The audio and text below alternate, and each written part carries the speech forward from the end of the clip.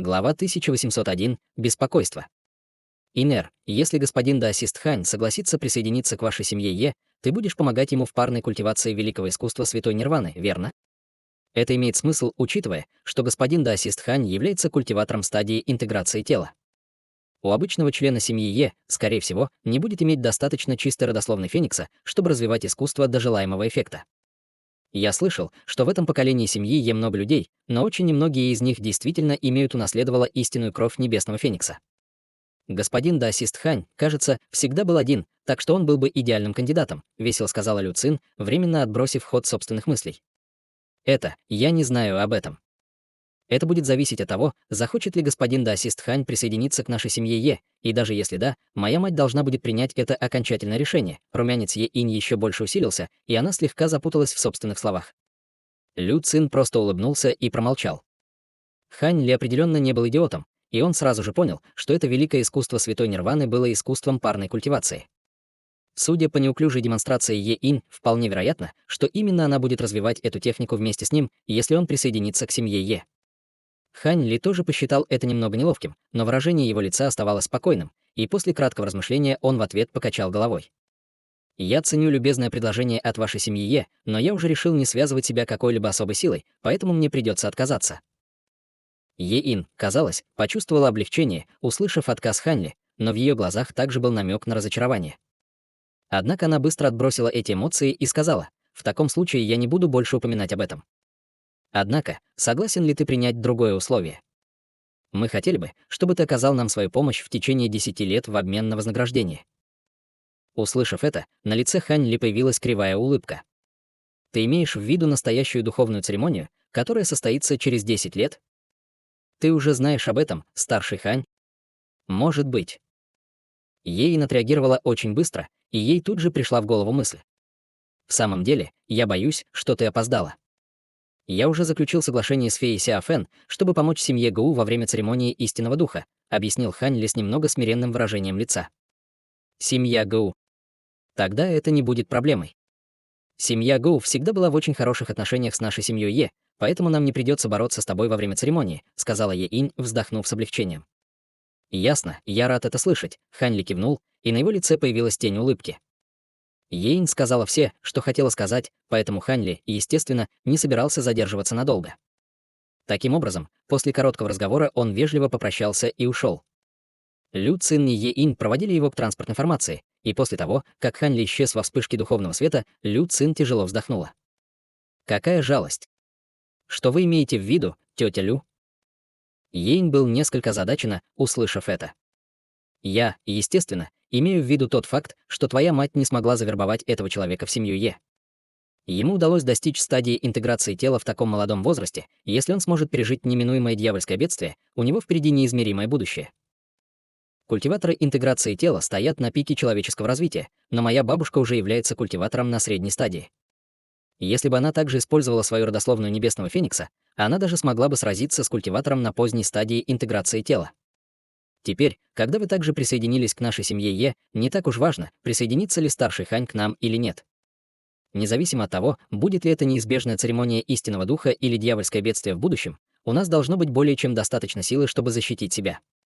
Кроме того, с условиями, предлагаемыми нашей семьей Е, я уверена, что мы сможем нанять других бродячих культиваторов интеграции тела, ответила Е Инь, по-видимому, небрежно, но было совершенно ясно, что она все еще была возмущена косвенным отказом Хань Ли. Возможно. Твоя мать, скорее всего, только так высоко ценит его за его потенциал. Однако этот господин Даосист Хань вызывает у меня очень странное чувство. Это как если бы условия, которые ты предлагала, действительно не были так уж соблазнительны для него. Жалко, что здесь находится только этот мой марионеточный клон. Если бы мое истинное тело было здесь, я могла бы пригласить его на спарринг, чтобы проверить его способности, сказала Лю Цин с задумчивым взглядом в глазах. Что там проверять? Он только недавно перешел на стадию интеграции тела, так что он ни за что не сравнится с вами. Кроме того, я слышал от своей матери, что перед смертью небесный духовный владыка передал вам нескольких из его самых могущественных марионеток, так что ваши способности, скорее всего, не уступают таким, как у 3 владык и 7 монархов, верно, тетя Лю? Сказала Е Инь с широкой ухмылкой. Выражение лица Лю Цин немного изменилось, когда она услышала это, прежде чем она покачала головой с кривой улыбкой. Ваша семья Е умеет собирать информацию. Немногие люди знают об этом, и я не думала, что твоя мать будет одной из них. Я действительно должна поблагодарить твою семью Е за это». Йейн просто усмехнулась и замолчала. Тем временем Хань Ли вернулся на 5-й этаж и, дав некоторые инструкции молодому мастеру Хай и Целинси, сразу же вошел в секретную комнату в холле и сел, скрестив ноги.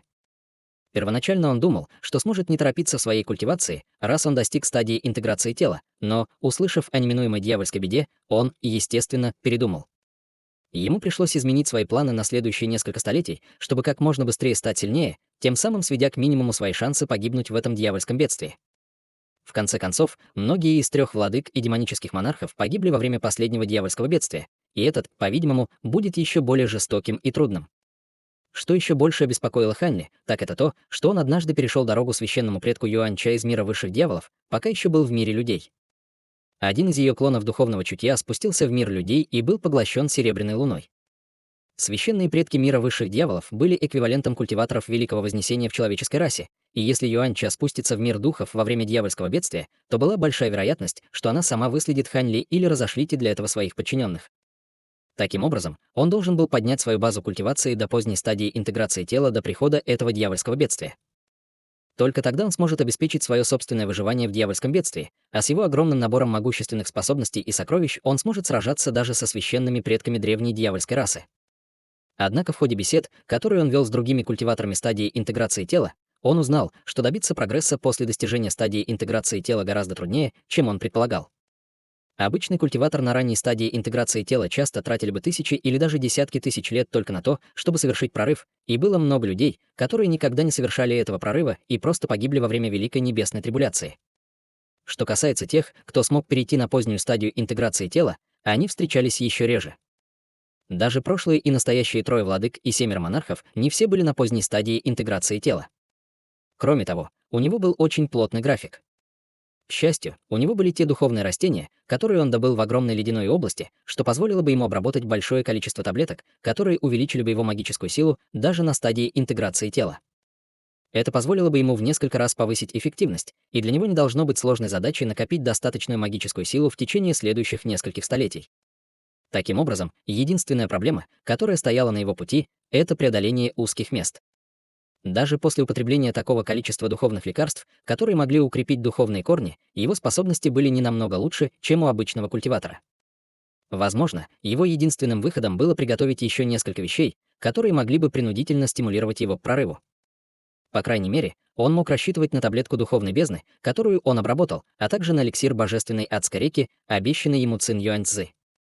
Помня об этом, сердце Хань Ли немного расслабилось, после чего ему внезапно пришла в голову мысль.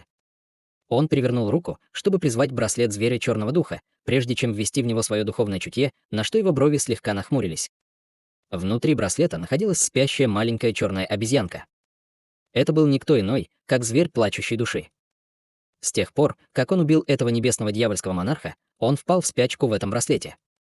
В противном случае, с невероятной силой, которую он демонстрировал в прошлом, он, несомненно, был бы огромным преимуществом для Хань Ли при столкновении с могущественными врагами. К счастью, у него еще оставалось время до прихода дьявольских бедствий, и он был уверен, что они не впадут в спячку в течение 1000 лет. Имея это в виду, Хань Ли в мгновение ока убрал браслет духовного зверя и создал мерцающее золотое искусство 1000 мечей. Он взмахнул запястьем и подбросил его вперед, на котором оно медленно развернулось, прежде чем неподвижно зависнуть перед ним. Искусство наблюдения за мечом, спрятанное в этом произведении искусства, было невероятной способностью. Он собрал лишь небольшую часть его, и этого было достаточно, чтобы значительно усилить мощь его формации лазурного меча. Если бы он мог справиться с этим полностью, это определенно дало бы ему огромный прирост силы. К этому моменту он уже контактировал со многими культиваторами стадии интеграции тела, и даже при том, что большинство из них были бродячими культиваторами или культиваторами, принадлежащими к сектам или большим семьям, этого было достаточно. Должны появиться некоторые возможности для облегчения встреч с такими, как 3 владыки и 7 монархов. В частности, хотя Хань Ли никогда не видел волчьего монарха Тянь Куя, он все же не мог не чувствовать разочарования и недовольства при мысли о Серебряной Луне. Он не знал, каким была Серебряная Луна сейчас, когда вернулась в мир духов на столько лет и вернулась к своей личности как демоническая наложница Лин Лун. Как наложница волчьего монарха Тянь Куи, возможно, она появится во время съезда 1000 сокровищ, и в этом случае он сможет с ней встретиться. Однако затем Хань Ли был поражен чувством меланхолии, вспоминая сложный взгляд, который она бросила на него до их разлуки. В то время он уже не был невежественным маленьким мальчиком, поэтому он, естественно, мог видеть эмоции, которые сдерживали ее глаза. Он и Серебряная Луна были товарищами в течение стольких лет, вместе пережили испытания жизни и смерти, и, естественно, для него было невозможно сказать, что у него нет к ней никаких чувств. Однако в то время он был только культиватором зарождающейся души, поэтому ничего не мог изменить. С тех пор он прибыл в мир духов и достиг стадии интеграции тела, но прошло так много лет. Осталась ли Серебряная Луна прежней? Хань Ли не знал ответа на этот вопрос, и он не хотел слишком много думать об этом, на случай, если это повлияет на его психическое состояние. Ему потребовалось много времени, чтобы вернуться в состояние внутреннего равновесия, и только после этого он бросил взгляд на искусство тысяч мечей с синим светом в глазах. Спустя несколько мгновений он полностью погрузился в произведение искусства перед ним.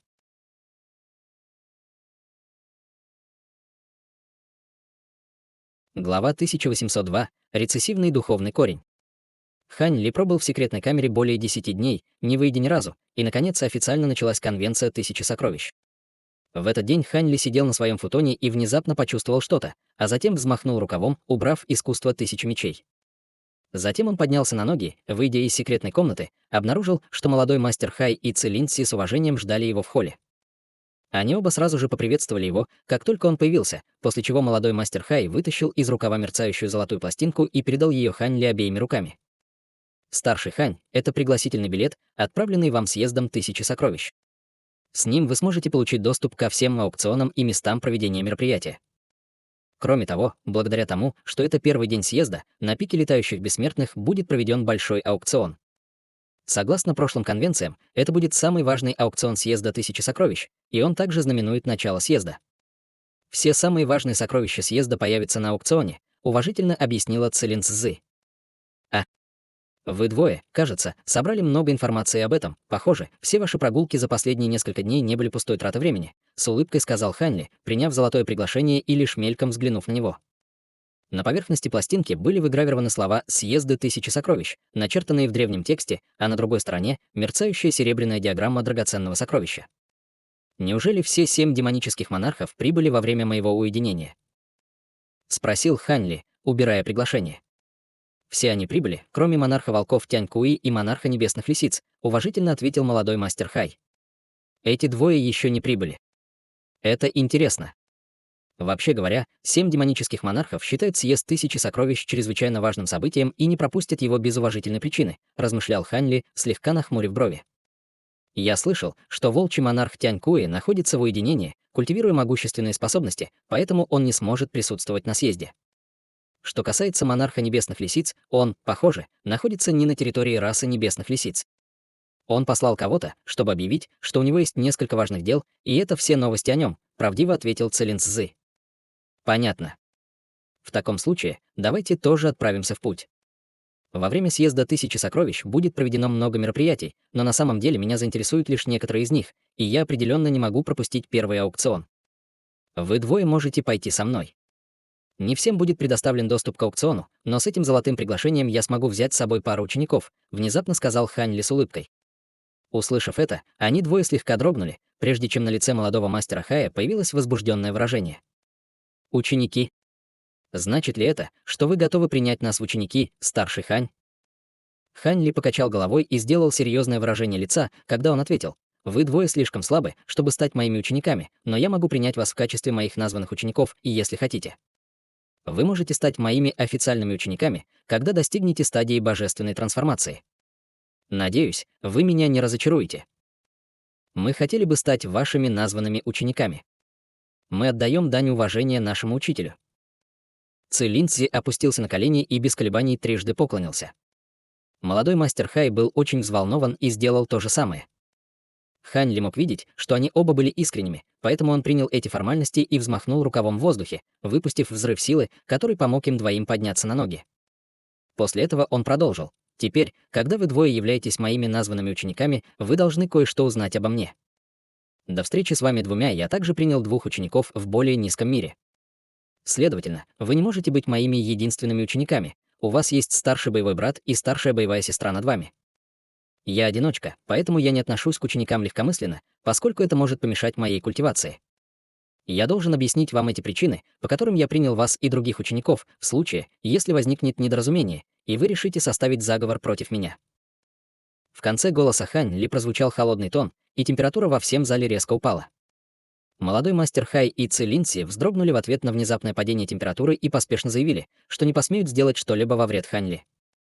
Хе-хе, ну, дело не в том, осмелитесь ли вы составить заговор против меня или нет. Если бы я был принят в ученики культиватором интеграции тела в качестве культиватора стадии заложения основ, я бы также с большим подозрением отнесся к вовлеченным мотивам, Хань Ли небрежно усмехнулся. Услышав это, юный мастер Хай и Ци Линси обменялись неловкими взглядами и оба промолчали. По правде говоря, если бы вы двое действительно обычный культиватор на стадии заложения основ и обычный воин закаливания тела, я бы ни за что не принял вас в качестве своих названных учеников, так что вы можете сказать, что судьба свела нас вместе. Я очень доволен вашим чувством справедливости и моральным компасом, но, что наиболее важно, один из вас обладает легендарным рецессивным духовным корнем, а другой — унаследованным сокровищем, объяснил Хань Ли. Рецессивный духовный корень. Унаследованное сокровище. И молодой мастер Хай и Ци Линси были очень озадачены, услышав это. На их уровне они не могли быть осведомлены о таких вещах. Ци Линси, унаследованное сокровище, которым ты обладаешь, довольно легко объяснить. Скорее всего, это сокровище, содержащее искусство культивации и секретные техники даосского храма Туманного моря. Сокровище было запечатано в твоем теле, и как только ты достигнешь определенной базы культивации, печать будет снята сама по себе, тем самым давая соответствующие навыки культивации, которые ты сможешь использовать. Конечно, это довольно редкий тип сокровищ, и он определенно будет довольно мощным, если ты сможешь использовать его вместе с соответствующим искусством культивации, объяснил Хань Ли. Понятно. Я знал, что внутри моего тела было нечто странное, и время от времени мне снятся эти странные сны, должно быть, из-за этого. Ци Линцзы ошеломленно пробормотал себе под нос. Услышав это, Хань Ли улыбнулся и продолжил. «Тебе очень повезло. Этот даосский храм Туманного моря может быть незначительной маленькой сектой, но, по моим наблюдениям, его способности и секретные техники довольно сильны и также очень подходят для тебя. Следовательно, мне не нужно будет давать тебе никаких дальнейших инструкций по твоему основному искусству культивации. Все, что я сделаю, это передам тебе некоторые секретные техники, как только ты станешь достаточно сильными, чтобы их развивать.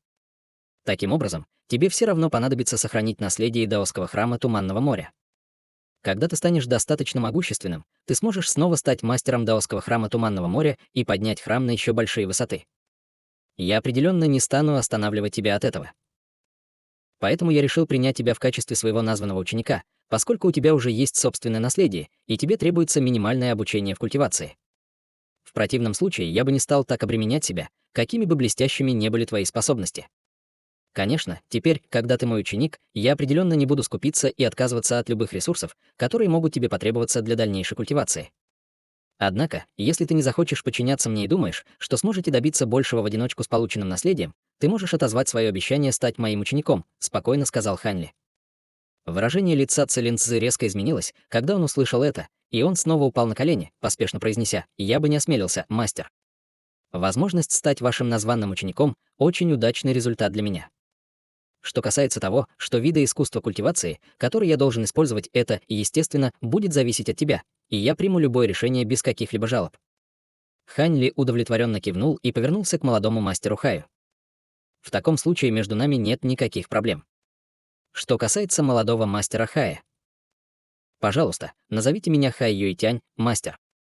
Молодой мастер Хай — это просто прозвище, которое мои друзья дали мне в шутку, и я бы не осмелился навязывать этот титул при вас, мастер», — поспешно сказал молодой мастер Хай. «Итак, твое имя Хай Юйтянь. В таком случае, с этого момента я буду называть тебя мастер Юйтянь», — сказал Хань Ли с улыбкой. «Да, мастер». Хай Юйтянь, естественно, уважительно принял это решение. «Твоя ситуация полностью отличается от ситуации с Ци Линцзы. В течение этих последних нескольких дней я провел тщательное исследование твоего духовного корня, а также сделал несколько запросов другим даосистам стадии интеграции тела. Благодаря этому я теперь могу подтвердить, что это так. У тебя есть редкое закаленное тело, и этот странный молниеносный духовный корень в твоем теле, скорее всего, является легендарным рецессивным духовным корнем. Поэтому, говоря более точно, его следует называть рецессивным молниеносным духовным корнем. Рецессивный молниеносный духовный корень. Хай Юйтянь все еще был сбит с толку.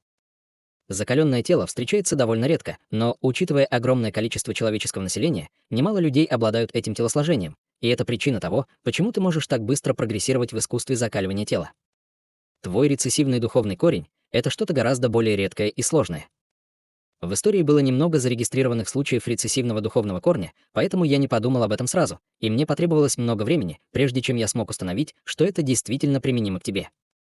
Более того, рецессивные духовные корни чрезвычайно трудно обнаружить, и вероятность того, что кто-то обладает таким духовным корнем, определенно не выше, чем у тех, кто унаследовал истинные духовные родословные, объяснил Хань Ли. Это почему? Цилин Цзы не удержался и спросил. Это потому, что рецессивные духовные корни могут быть найдены только у кого-то с особым телосложением или унаследовавшего особую родословную.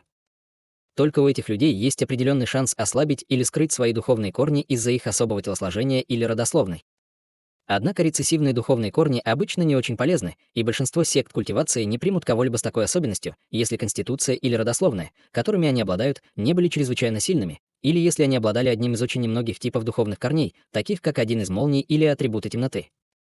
Даже в этом случае время, когда духовный корень появляется и исчезает, необходимо принимать во внимание, чтобы определить, стоит ли культивировать это.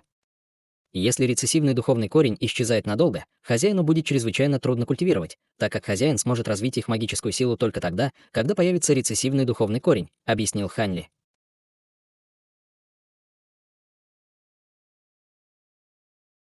Глава 1803. Женщина в фиолетовом. Глаза Хай Юэтяня практически светились, когда он внимательно прислушивался к каждому слову Хань Ли. В конце концов он понял, почему при рождении ему ошибочно поставили диагноз, что у него нет духовного корня, и он спросил: «Мастер, ваше объяснение очень ясно о том, почему рецессивный духовный корень затрудняет культивацию, но почему это так?» Только несколько атрибутов рецессивных духовных корней, которые высоко ценятся. Вижу, что ты сразу определил самую важную часть этого. Духовный корень элемента тьмы не применим к тебе. Этот тип духовного корня встречается даже реже, чем твой молниеносный рецессивный духовный корень, и есть только один зарегистрированный случай.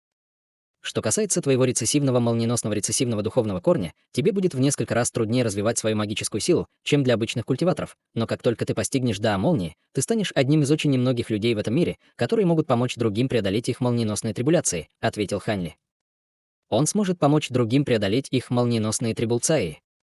Воскликнула Цилин Цзы, прежде чем даже Хай Юйтянь успел что-то сказать. Поскольку он сам был культиватором, он, естественно, больше осознавал влияние слов Хань Ли, чем Хай Юйтянь как воин закаливания тела. Верно. Следовательно, хотя тех, у кого молниеносные духовные корни очень трудно взрастить, большинство сект по-прежнему будут делать все возможное, чтобы взрастить такую перспективу, пока есть хоть малейшая возможность, чтобы они могли стать полноценными культиваторами. Однако, если у хозяина просто нет возможности вообще достичь такого уровня, то даже кто-то с более редким рецессивным духовным корнем тьмы будет отброшен как безнадежное дело. Я решил принять тебя в качестве своего ученика, поскольку твое телосложение и духовные корни очень подходят для того, чтобы унаследовать мой путь одновременной культивации.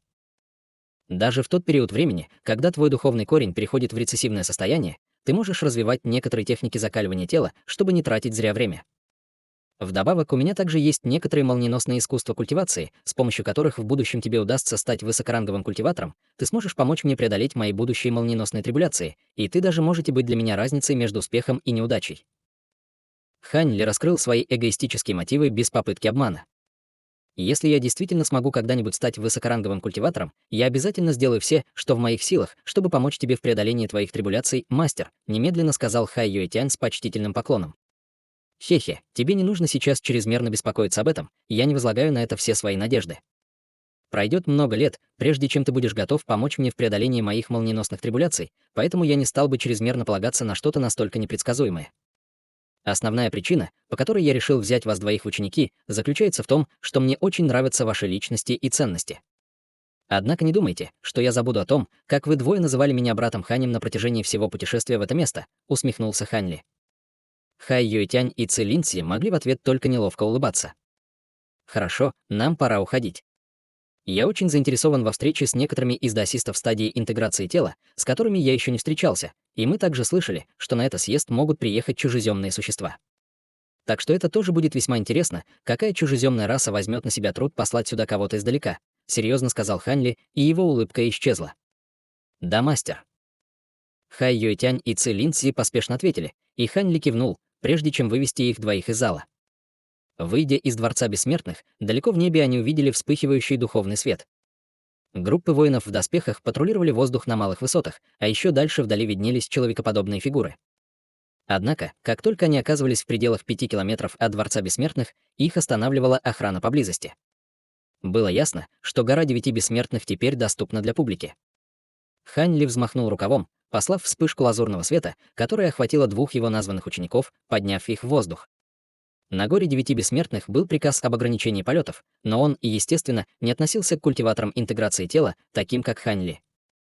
После определения того, что Хань Ли вылетел из Дворца Бессмертных, все патрульные охранники просто закрыли глаза на его вопиющее нарушение приказа об ограничении полетов.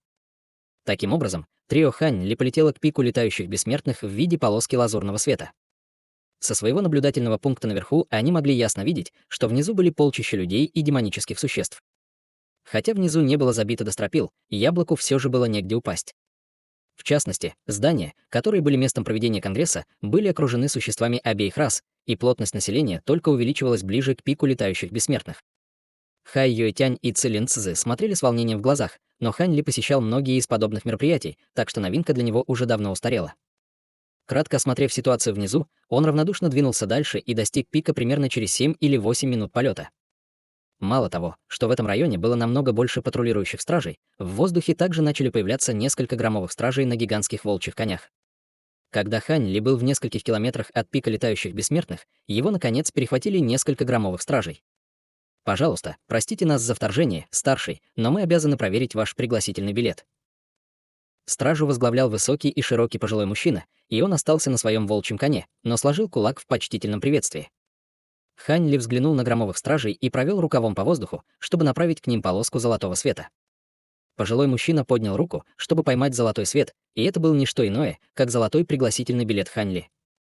Он явно был только воином закаливания тела, но каким-то образом сумел собрать информацию, скрытую в пригласительном талоне, всего лишь беглым прикосновением. «Прошу прощения за мою грубость, старший Хань. Вы здесь, чтобы участвовать в аукционе. Если да, для меня будет честью провести вас в бесчисленное множество сокровищниц». «Конечно, тогда вперед, кивнул Хань Ли. Пожилой мужчина немедленно махнул рукой своим товарищам, приказав им продолжить патрулирование местности, пока он летел к пику летающих бессмертных на своем летающем коне. Рельеф пика летающих бессмертных был практически вертикальным, что было крайне опасно, и не было тропы, ведущей к вершине от подножия горы. Если бы смертный попытался взобраться на нее, он бы изо всех сил пытался добиться хоть какого-то прогресса, не говоря уже о строительстве каких-либо построек на вершине. Однако это была простая задача для культиваторов. Огромное море облаков было вызвано как на полпути к горе, так и на вершине пика, и они были соединены пятицветными мостами, каждый из которых был более 1000 футов в длину, а зал 1000 сокровищ были расположен в море облаков на вершине горы. Издалека Хань Ли мог видеть серию павильонов и зданий в белых облаках, а также намеки на зелень. Слышались также звуки текущей воды и веселое щебетание, и это напоминало бессмертный рай. Он уже слышал о том, насколько прекрасен этот пик, но увидеть ее собственными глазами было по-прежнему впечатляющим опытом. Хай Юэтянь и Цилин Цзы были полностью очарованы этим великолепным зрелищем. Помимо трио Хань Ли, были и другие культиваторы также слетались к пику со всех сторон, но эти люди не могли лететь прямо к пику без каких-либо ограничений. Большинство из них прибыли к подножию горы, а затем их поднимали на гору на летающих экипажах, а затем они направились в море облаков по пятицветным мостам. Культиваторы интеграции тела, таких как Хань Ли, было немного, и они лишь мельком появлялись перед тем, как мгновенно исчезнуть в море облаков. Хань Ли подняли в воздух над определенным дворцом, прежде чем спуститься к определенному уединенному входу. У входа стояла дюжина или около того охранников и несколько слуг, а перед ними стоял мужчина средних лет в парчевой мантии, разговаривая с женщиной в черном платье с ласковой улыбкой на лице. Хань Ли мог видеть только высокий и тонкий профиль женщины в черном сзади, и она исходила неописуемо властно, указывая на то, что она казалась весьма важной фигурой. Позади нее стояла еще одна женщина в фиолетовом, которая выглядела примерно на 18 лет. У нее было овальное лицо, изящный и утонченный характер. Она не была особенно красивой, но в ней был редкий освежающий воздух, который, тем не менее, был очень манящим.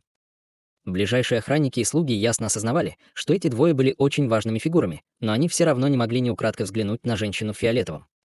Женщина в фиолетовом не обратила внимания на это пристальное внимание и слушала разговор между женщиной в черном и мужчиной средних лет с милой улыбкой на лице. Взгляд Хань Ли на мгновение задержался на женщине в фиолетовом, а затем перешел на мужчину средних лет и женщину в черном, и в его глазах промелькнул намек на удивление. В следующее мгновение он спустился вместе с Хай Юэтянем и Цилин Цзи у входа в ярком лазурном свете. При этом они, естественно, привлекли внимание всех у входа, и все они посмотрели на трио Хань Ли. Только тогда Хань Ли смог ясно разглядеть женщину в черном и обнаружил, что она была весьма царственной красавицей с тонкими бровями и хорошо очерченными глазами, а также с тонким носом и миниатюрными губами. Однако она на мгновение запнулась при виде Хань Ли, прежде чем повернулась к женщине в фиолетовом с особенным выражением лица. Тем временем в глазах женщины в пурпурном мелькнул намек на восторг, но после этого она сразу же скрыла свои эмоции. Мужчина в парчевой мантии направил свое духовное чутье на Хань Ли, отчего на его лице появилось озадаченное выражение. Однако тут же ему в голову пришла мысль, и он улыбнулся, когда сказал: «Не думаю, что видел вас раньше, господин даосист. Возможно, вы новый культиватор интеграции тела, господин даосист Хань Ли?» Этот человек также был на ранней стадии интеграции тела, поэтому Хань Ли немедленно сложил кулак в знак приветствия. «Я действительно Хань Ли. Могу я спросить, как вас зовут, господин даосист?» «Хе-хе, я заместитель главы города Сюань-У, Пэн Цюэ, я также являюсь руководителем этого конгресса. Это действительно очень достойно празднования, что наша человеческая раса может приветствовать еще одного культиватора интеграции тела», вежливо сказал Пэн Цзюэ.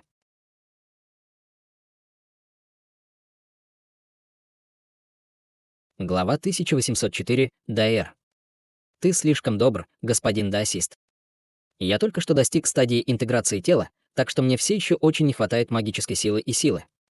Мне придется полагаться на твои советы, городской лорд Пен, скромно ответил Хань Ли. Все мы, культиваторы интеграции тела из рас людей и демонов, слышали о том, как ты продвинулся от стадии божественной трансформации к стадии интеграции тела всего за несколько столетий. С твоей способностью весьма вероятно, что ты оставишь всех нас, стариков, сзади, усмехнулся Пэн Цзюэ. Ха-ха, спасибо за доброе слово, господин даосист Пэн. Могу я спросить, кто это? Спросил Хань Ли, повернувшись к женщине в черном платье. Магическая сила этой женщины была до крайности изобилующей, и она была культиватором на позднем стадии интеграции тела, что стало легким шоком для Хань Ли, и он задумался о ее истинной личности. Что касается женщины в фиолетовом, он рефлекторно проигнорировал ее. «Меня зовут Сяо Гуань. Ты слышал обо мне, господин даосист Хань?» Женщина в черном окинула Хань Ли заинтригованной улыбкой. «Ты монарх Черного Феникса». Он уже догадывался, что это так, но его сердце все еще слегка тряслось, получив подтверждение этого. «Похоже, ты слышал обо мне, господин даосист Хань». «Хан. Если подумать, у тебя, кажется, были какие-то стычки с моим младшей по имени Сяохун», усмехнулась женщина. Брови Хань Ли слегка нахмурились, и он хотел что-то объяснить, но Сяо Гуань просто небрежно махнул рукой. «Пожалуйста, не пойми меня неправильно, господин даосист Хань». Сяохун тогда зашла слишком далеко. Подумать только, что она осмелилась вступить в сговор с другими, чтобы попытаться заполучить истинную кровь небесного феникса семьи Е. Я уже наказала ее и приказала ей оставаться в уединении в течение 1000 лет в качестве раскаяния. Я подняла этот вопрос только потому, что хотел поблагодарить тебя за то, что ты не позволил ей испортить наши отношения с семьей Е. Ты, скорее всего, не знаешь об этом, но старший старейшина семьи Е был моим хорошим другом на протяжении многих лет, и я определенно не хочу, чтобы наши отношения ухудшились из-за чего-то вроде этого. Хань Ли был несколько ошеломлен, услышав это, и он не знал, говорит ли Сяо Гуань правду, но он, естественно, согласился с этим и ответил с улыбкой. В этом случае мне не нужно будет объясняться. Пэн Цюэ, естественно, не знал о стычках, которые имел место у Хань Ли с расой Черного Феникса, но тем не менее он был рад видеть, что он и монарх Черного Феникса так легко уладили свои разногласия. Таким образом, он сложил кулак, приветствуя их двоих, и сказал: «Госпожа Сяо, господин даосист Хань, аукцион вот-вот начнется. Пожалуйста, проходите. Мне действительно пора. Пойдем, Даэр». Сяо Гуань кивнула в ответ, а затем махнула рукой в сторону женщины в фиолетовом и элегантно вошла во дворец. Даэр. Услышав это, Хань Ли слегка запнулся и повернулся к женщине в фиолетовом со странным взглядом. Однако она опустила голову и ушла с Сяо Гуань, не взглянув на Хань Ли. На протяжении всего этого процесса она не сказала ему ни слова. Хань Ли отнесся к этому довольно подозрительно, и на его лице появилось задумчивое выражение, когда женщина в фиолетовом ушла. Неужели эта Даэр была той маленькой девочкой, которую Сяохун забрала у него так давно? Эта Даэр была рождена от человека и демона, и, похоже, она пользовалась большим уважением в расе Черного Феникса. В противном случае они бы не послали демонического культиватора стадии божественной трансформации в форме Сяохун, чтобы проникнуть глубоко на человеческую территорию, чтобы забрать ее. Если эта женщина в фиолетовом действительно была Даэр, то было бы совсем не странно, если бы она появилась рядом с монархом Черного Феникса.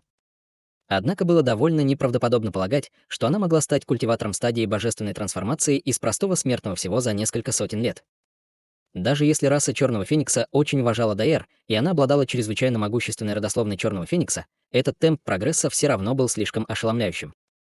Это была не менее впечатляющая трансформация, чем его переход от стадии божественной трансформации к стадии интеграции тела за несколько столетий. Он все еще мог ясно вспомнить внешность Даэр, и хотя действительно прошло много времени с тех пор, как они были вместе, он не смог увидеть много общего между женщиной в фиолетовом и Даэр в детстве. Кроме того, если это действительно была Даэр, то почему она не поздоровалась с ним? Его внешний вид за последние несколько веков не изменился. В прошлом маленькая девочка очень любила его и полагалась на него. Хань Ли смутился еще больше, когда эти мысли пронеслись в его голове. Пэн Цюэ также был немного озадачен, увидев, что Хань Ли стоит на месте, по-видимому, глубоко задумавшись, но он не побуждал Хань Ли торопиться, а просто молча оценил его с вежливой улыбкой на лице. Брат Пэн, эта госпожа Даэр, также является членом расы Черного Феникса. Ты знаешь, какие отношения у нее есть с госпожой Сяа? Наконец спросил Хань Ли. Хе-хе, я думал, что ты ее не заметил, брат Хань. Судя по тому, что я слышал, эта Даэр является прямым потомком госпожи Сяа, и она широко известна среди молодого поколения демонов. Я слышал, что она не только обладает удивительными способностями к культивации, но и в равной мере обладает красотой и известна как фея Духовного Феникса.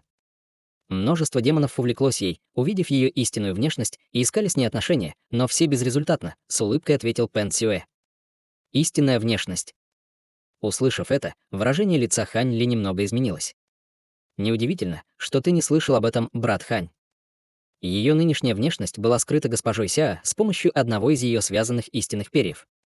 Пока не уберут перо, никто не сможет увидеть ее истинную внешность, независимо от того, какими могущественными способностями он обладает. По словам госпожи Сяа, это была мера предосторожности, принятая во избежание потенциальных проблем во время съезда Тысячи Сокровищ. Ты тоже заинтересован в ней, брат Хань?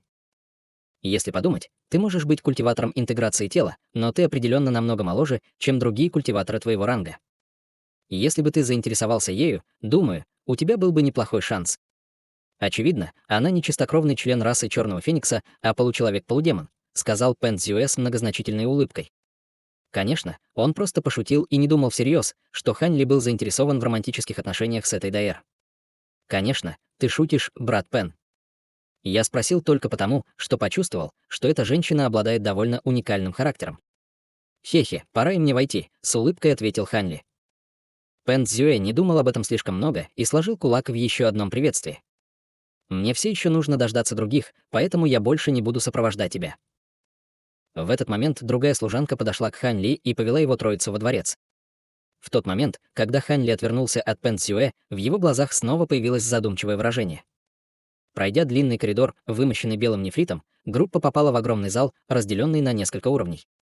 Это был круглый зал размером в десятки тысяч футов с платформой из белого нефрита высотой более 100 футов в центре. На платформе никого не было, но шары духовного света непрерывно мерцали по ее 4 углам. В каждом из этих 4 углов находился серебряный летающий меч около 3 футов в длину. Под платформой стояли 8 охранников в золотых доспехах, вооруженных халибардами. Все их лица были скрыты за серебряными забралами, а вокруг их тел кружилась черная зловещая ци, представляя собой довольно загадочное зрелище. Хань Ли взглянул на 4 летающих меча и 8 воинов в золотых доспехах, и синий свет вспыхнул в его глазах, а выражение его лица слегка изменилось. Мало того, что все летающие мечи были духовными сокровищами, они также имели определенную связь между собой, поэтому было совершенно ясно, что они составляли набор сокровищ. Каждый летающий меч сам по себе был духовным сокровищем, поэтому комбинация 4, естественно, была чрезвычайно мощной.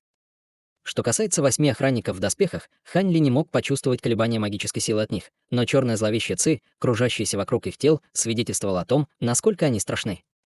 Имея это в виду, трио Хань Ли было проведено слугой на самый верхний этаж зала, третий, и их провели в чрезвычайно замысловато украшенную комнату.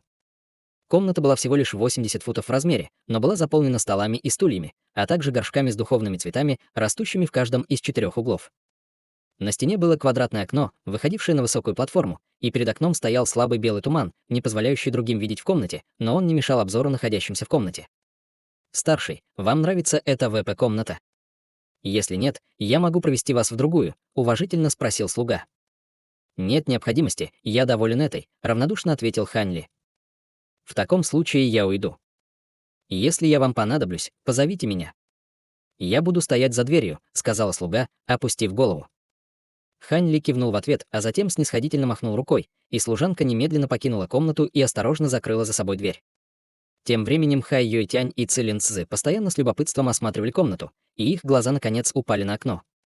Хань Ли подошел к одному из стульев перед окном и сел. Перед стулом стоял зеленый деревянный стол, на котором стояла пластина, на которой он мог делать ставки. Хань Ли просто мельком взглянул на все, и Нава бесстрастно взглянул в окно. К этому моменту десятки тысяч людей и демонов уже были видны через окно, и они заняли все места на первом и втором уровнях. Большинство из них находились на стадии божественной трансформации и стадии пространственного закаливания. Что касается существ на стадии интеграции тела, таких как Хань Ли, всех их естественным образом направили в отдельные каюты на третьем этаже. Хань Ли огляделся и, обнаружив, что на данный момент нечего смотреть, закрыл глаза, чтобы отдохнуть. Хай Юйтянь и Цилин Цзы, естественно, уважительно стояли позади него по обе стороны. Спустя какое-то время доносящийся снизу шум и шум внезапно прекратились, и весь массивный зал мгновенно замолчал. Хань Ли снова открыл глаза и посмотрел на высокую платформу через окно. В настоящее время на платформе стояли бок о бок два человека, и оба выглядели очень странно. Один из них был более 20 футов ростом, а вокруг его тела кружилась черная ци. Он казался дородным, но его истинная внешность определить было невозможно. Между тем, его товарищ был даже выше его, и у него был малиновый рог на голове, а также пара или удивительно большие зеленые глаза и полупрозрачные чешуйки по обе стороны лица. Совершенно очевидно, что это был преобразованный демон. Зрачки Хань Ли слегка сузились при виде их, но выражение его лица осталось неизменным.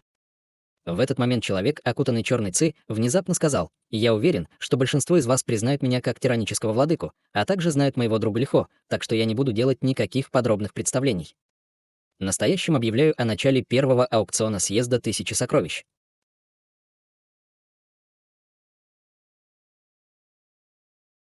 Глава 1805. Кровавое плачущее духовное дерево. Этот крепкий мужчина с черной ци, кружащийся вокруг него, был никем иным, как тираническим владыкой Сюань-У, а демон, которого он назвал Лихо, естественно, был никем иным, как монархом змей Лихо. Для всех стало большой неожиданностью, что эти двое объявили о начале аукциона. После того, как владыка и монарх сошли с помоста, их место занял пожилой мужчина в белых одеждах, за ним следовали две группы детей, каждая из которых держала блюдо в руках. Все тарелки были полностью скрыты кусками золотой ткани, что не позволяло никому увидеть их содержимое. Я даосист Небесный Глаз, и я буду проводить этот аукцион. «Будем знакомы, господа», — усмехнулся пожилой мужчина, сложив кулак в знак приветствия. «Ха-ха, все мы очень рады видеть, что вы будете проводить аукцион, господин даосист Небесный Глаз». «Верно. Если отбросить все остальное, только особенности ваших глаз широко известны среди наших двух рас». Пожилой мужчина средней стадии пространственного закаливания явно был довольно популярной и известной фигурой. Улыбка даосиста Небесный Глаз стала шире, и он еще раз поприветствовал всех, а затем перешел к делу. «Все вы приехали издалека, поэтому я уверен, что у вас не хватит терпения выслушать такого старика, как я. Итак, давайте начнем аукцион. Представьте первый предмет аукциона». Даосист Небесный Глаз помахал рукой за спиной, и один из учеников немедленно осторожно шагнул вперед, подняв свою тарелку над головой и почтительно протянув ее пожилому мужчине. Даосист Небесный Глаз провел рукой по воздуху, сняв золотую ткань с подноса и открыв мерцающий серебряный кристалл. Кристалл был размером с человеческий кулак, но его поверхность была покрыта слоем естественно сформированных узоров. Эти узоры мерцали серебряным светом, как будто бесчисленные серебряные нити были вплавлены в кристалл, представляя собой очень красивое зрелище. Это кристалл серебряной нити, который представляет собой исключительный материал для обработки инструментов с металлическими элементами. Этот кристалл можно найти только в каньоне Белого Лица, который расположен в самом восточном регионе человеческой территории, и среднегодовое производство этого материала составляет меньше половины этого кристалла, представленного здесь, так что это показатель того, насколько драгоценен этот материал. Если обычный летающий меч наполнить крошечным количеством этого материала, его острота немедленно увеличится в несколько раз.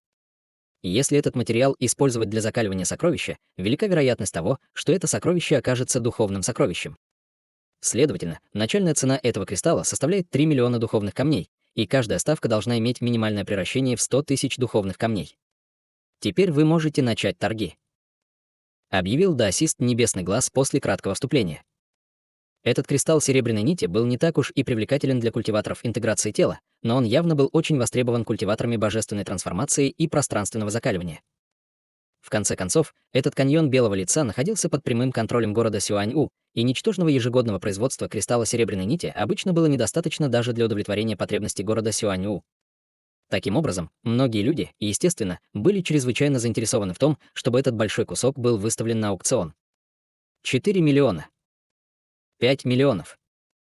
Ставки поступали очень быстро, и, в конце концов, кристалл был куплен за высокую цену в 7 миллионов 300 тысяч духовных камней неопознанным демоническим существом с длинным черным мехом по всему телу, к большому разочарованию многих присутствующих. Все знали, что раса демонов не слишком разбирается в инструментах, поэтому для всех стало большой неожиданностью, что демон был готов заплатить такую высокую цену за этот кристалл серебряной нити. Поскольку первый предмет аукциона был материалом для закаливания инструментов, ряд последующих предметов аукциона, естественно, принадлежал к той же категории. Однако после того, как было продано около дюжины предметов, большинство людей в зале начало сильно тревожиться. 8 из этих материалов для закаливания инструментов были куплены этим черным демоническим существом по невероятно высокой цене. Как будто у него было безграничное богатство, и он был полон решимости скупить эти материалы. Помимо рук демонического существа, все его тело было скрыто желтым кожаным плащом с капюшоном, из-за чего невозможно было определить его истинную внешность. Конечно, это относилось только к культиваторам божественной трансформации и пространственного закаливания. Культиватор интеграции тела, такой как Ханли, по-прежнему сможет обойти скрывающие свойства кожаного плаща силой, используя свое духовное чутье. Это демонический черный волк. Он только на ранней стадии пространственного закаливания. Откуда у него такое богатство? Может быть, он довольно важная фигура среди волчьей расы. Ханли пробормотал себе под нос, нахмурив брови, и синий свет вспыхнул в его глазах. Цилин Цзы и Хай Юйтянь могли слышать, что он говорил, но они все еще не понимали, что происходит, поэтому, естественно, они не осмелились вмешаться. В этот момент на блюде, которое держал другой ученик, показался кусок ткани, который светился огненно-малиновым светом, и по всему залу сразу же прокатилась волна. Это кусок ткани, сотканный из нитей кристального пламени. Это невероятно. При виде этого куска ткани на лицах многих людей появилось жадное выражение, как будто они не хотели ничего лучше, чем броситься на платформу и схватить ее. «Мастер, что это за нить кристаллического пламени?» Похоже, многие люди заинтересованы в этом, невольно поинтересовался Хай Юэтянь. Кристаллические огненные нити — это тип духовного материала, который можно найти только на территории расы Черного Феникса. Я слышал, что эти нити производятся одним из видов огненных насекомых, обитающих в лаве. Однако эти огненные насекомые могут производить только одну нить за свою жизнь, и их можно найти только в определенной области лавы, принадлежащем расе Черного Феникса, поэтому они даже реже, чем кристалл серебряной нити. Если бы такой материал был использован для закаливания сокровища с элементом огня, использующий искусство закаливания элемента огня, он получил бы небольшое повышение скорости культивации, просто постоянно нося сокровище с собой. Вдобавок к этому, сокровище также будет обладать мощными способностями элемента огня, так что этот материал, естественно, чрезвычайно востребован среди тех, кто использует искусство культивации элемента огня, объяснил Хань Ли с улыбкой. Понятно. Это, безусловно, объясняет их реакцию, усмехнулся Цилин Цзы. К этому моменту даосист Небесный Глаз уже объявил стартовую цену на этот кусок ткани, и ставки стали поступать даже быстрее, чем на несколько предыдущих аукционов. Начальная цена была увеличена вдвое в мгновение ока и достигла астрономической суммы. В результате неистовые торги, наконец, немного утихли, и осталось только 5 или 6 человек, которые все еще обменивались ударами, одним из которых было никто иной, как это демоническое существо с черным мехом. Неудивительно, что демонический черный волк снова вышел на первое место, закрепив кусок ткани за ошеломляющую сумму. В результате он привлек еще больше внимания, и многие существа как из расы людей, так и из расы демонов бросали на него частые взгляды, и взгляды в их глазах определенно не отражали каких-либо дружеских намерений. Тем не менее, все внимание было привлечено к даосист Небесный Глаз после того, как он услышал, что он должен был сказать дальше. Хе-хе, многие из вас уже посещали съезд тысячи сокровищ в прошлом, поэтому я уверен, что вы знаете, что последовательность этого аукциона отличается от последовательности большинства других аукционов. Мы не храним все лучшие лоты до конца. Вместо этого мы рассредоточим их по разным точкам аукциона, и один из них будет выставлен прямо сейчас. Я уверен, что он не разочарует вас. Он внезапно дважды хлопнул в ладоши, и потрясающая молодая служанка вышла на платформу с зеленым деревянным ящиком размером около полфута в руках. Она подошла к даосисту Небесному Глазу с очаровательной улыбкой на лице, и в глазах пожилого мужчины впервые появилось серьезное выражение. Он осторожно принял деревянную шкатулку услуги и снова повернулся ко всем лицом. Я уверен, что некоторые из вас слышали о кровавом плачущем духовном древе, но многие ли из вас видели его? В этой коробке есть небольшая часть этого духовного материала, и у него есть множество применений. Он может действовать как материал, помогающий раскрыть несколько типов могущественных способностей, а также может быть преобразован во второй клон или марионетку, которая может занять свое место во время трансцендентности трибуляции. Это также основной материал, необходимый для изготовления широко известных кровавых духовных плачущих бусин, торжественно объявил даосист Небесный Глаз. Большинство людей были ошеломлены, услышав это, и только меньшинство посетителей аукциона проявили экстатическую реакцию, услышав это. Кровавое плачущее духовное древо. Разве это не считается священным артефактом среди расы духов? Как такое могло появиться на аукционе для людей и демонов? Культиваторы, которые знали, что это за предмет, были изумлены, и выражение лица Хань Ли также немного изменилось. В то же время он мог ощутить множество всплесков колебаний духовного чутья из комнат на третьем этаже, ясно указывая на то, что многие существа стадии интеграции тела также очень интересовались этим предметом. Хе-хе, я, естественно, не уверен, откуда был взят этот материал, но могу заверить всех вас в его подлинности. Он снял крышку сундука, и резкий запах запекшейся крови тут же вырвался наружу, образуя облако плотного кровавого тумана, которое изгибалось и корчилось в воздухе, как малиновый питон. Даосист Небесный Глаз глубоко вздохнул, и золотой свет вспыхнул в его глазах и раздвинул пальцы, резко потянувшись к коробке одной рукой. В следующее мгновение перед всеми возникла красновато-черная полоска древесины. Кусок дерева был около полфута в длину и толщиной с человеческий палец. Он был совершенно тусклым и лишённым блеска, но струйки малинового тумана неумолимо исходили от него. Малиновый туман непрерывно поднимался и переплетался в воздухе, как если бы это было живое существо. Глаза Хань Ли слегка сузились, увидев это. Он слышал об этом кровавом плачущем духовном древе в прошлом, и на самом деле они были останками определенных типов мутировавших существ с древесным элементом расы духов, и они действительно были чрезвычайно редкими, даже в самой духовной расе. Вторые клоны и кровавые плачущие духовные бусины были широко известны, но по-настоящему его соблазняла, естественно, замещающая марионетка трансцендентной трибуляции. Несмотря на то, что он мог изготавливать духовные талисманы, которые также могли служить той же цели, по мере того, как он становился все более и более могущественным, талисманы становились для него все менее и менее эффективными. Даже если бы он лелеял его очень долго, это не могло бы сильно помочь ему в его преодолении невзгод. Заменяющая марионетка трансцендентной трибуляции была сокровищем, которое долгое время пользовалось широкой известностью среди людей и была эффективна даже для существ на стадии интеграции тела. Однако эти куклы были одноразовыми предметами, которые можно было использовать только один раз, и нужно было использовать их в нужное время. В противном случае слишком ранняя или слишком поздняя активация приведет к тому, что марионетка будет потрачена впустую.